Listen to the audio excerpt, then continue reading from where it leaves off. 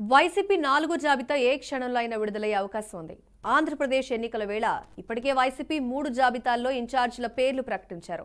ఇప్పుడు 14 చోట్ల మార్పులు చేస్తూ 4 జాబితా విడుదలకు సిద్ధమైంది. 8 అసెంబ్లీ, 6 లోక్సభ స్థానాలకు ఇన్ఛార్జీలను ప్రకటించనుంది.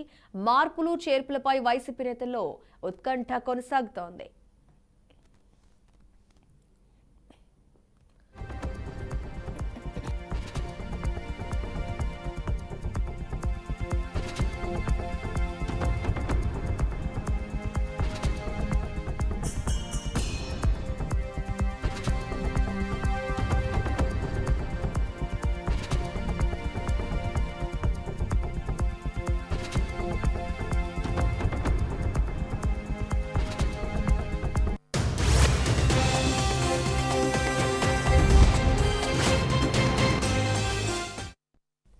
చిత్తూరు జిల్లా గంగాధర నెల్లూరులో కృపాలక్ష్మి బరిలోకి దిగే అవకాశం ఉంది. డిప్యూటీ సీఎంగా ఉన్న వైసీపీ సిట్టింగ్ ఎమ్మెల్యే నారాయణస్వామి తన కూతురు కృపాలక్ష్మికి టికెట్ ఇప్పించాలని చూస్తున్నారు. ఆమె పోటీకి దిగితే మరోసారి పోటీ చేసి హ్యాట్రిక్ కొట్టాలని నారాయణస్వామి భావిస్తున్నారు. అయితే ఆయనకు టికెట్ ఇవ్వకూడదని కూడా మరో వర్గం అంటోంది.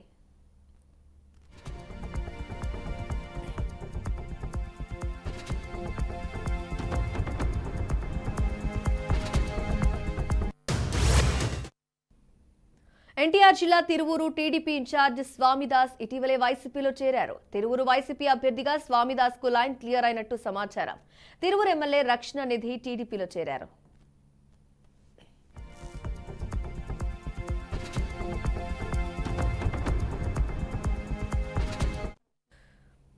మొదటికి వైసీపీ 4th లిస్ట్ రెడీ చేయడానికి సిద్ధమైపోయినట్టుగా తెలుస్తోంది. ఏ క్షణంలో అయినా ఈ 4th లిస్ట్ కి సంబంధించిన అప్డేట్ వచ్చే అవకాశం కనిపిస్తోంది. డీటెయిల్స్ మా ప్రతినిధి శ్రీనివాస్ రెడ్డి తెలుసుకుందాం. అయితే శ్రీనివాస్, 14 చోట్ల మార్పులు అనే అంశంతో 4వ లిస్ట్ రిలీజ్ అవబోతుంది కదా, దీనికి సంబంధించి ఎలాంటి డీటెయిల్స్ ఉన్నాయి? ఎవరెవరికి ఈ టైం ఛాన్స్ దక్కే అవకాశం ఉంది?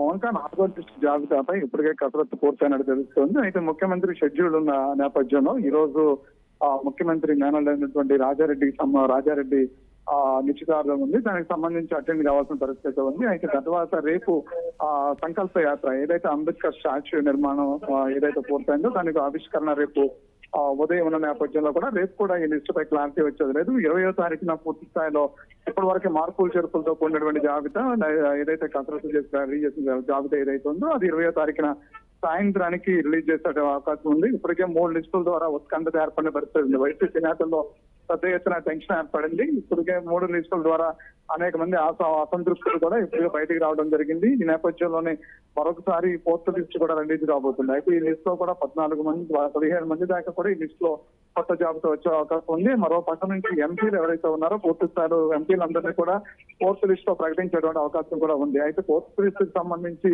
చాలా మంది ఆశావాదులు చాలా ఇప్పుడు తిరువురు నుంచి స్వామిదాస్ పార్టీలో చేరడంతో అతనికి ఆల్రెడీ కేసీఆర్ నాని పార్టీలోకి వచ్చే నేపథ్యంలోనే అప్పుడే ఒక కమిట్మెంట్ తో వచ్చినట్టు తెలుస్తుంది. నల్లగట్ట స్వామిదాస్ కి తిరుగు టికెట్ ఇవ్వాలని అడిగిన నేపథ్యం అయితే ఉందని కూడా సమాచారం ఉంది. అయితే స్వామిదాస్ ఈ 4th లిస్ట్ లో వచ్చే అవకాశం అయితే ఉందని చెప్తున్నారు. మరో పక్క నుంచి పెనమలూరు కాన్స్టిట్యున్సీకి సంబంధించి స్పష్టత వచ్చేటువంటి అవకాశం ఉంది. అదేవిధంగా కృష్ణా జిల్లాలో ఇప్పటికే కొన్ని నియోజకవర్గాలు మార్పులు చేర్పులతో పూర్తి చేస్తారు.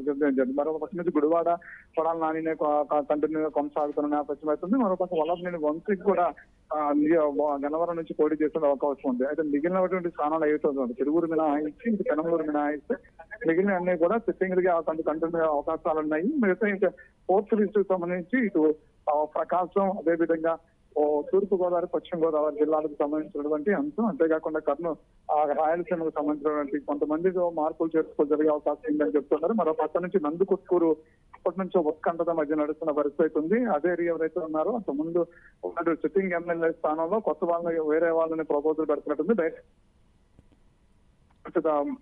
ముఖ్యమంత్రి జగన్మోహన్ రెడ్డి దగ్గర కంపల్సరీ కూడా సిద్ధార్థ రెడ్డికి సూచించే వాళ్ళకి అని చెప్పని ఇప్పటికే పలుమార్లు సమావేశం కూడా జరిగింది బైరెడ్డి సిద్ధార్థ రెడ్డి.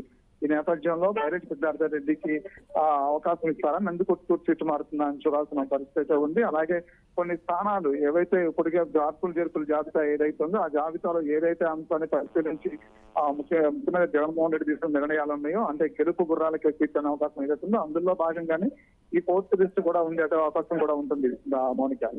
అయితే ఇప్పుడు శ్రీనివాస్ మనం అబ్జర్వ్ చేయాల్సిన విషయం ఏంటంటే ఈ లిస్టుల అంశాలన్నీ కూడా కేవలం మీరన్నట్టు గెలుపు గురాలనే అంశం ఒకటైతే సర్వేల ఫలితాల ఆధారంగా కూడా ఇలా పేర్లు సీట్ల మార్పు కావచ్చు వేరే ప్రదేశాలకు తరలించడం లేదా లిస్ట్ రెడీ చేసేటప్పుడు ఈ అంశాన్ని పరిగణలోకి తీసుకుంటున్నారా?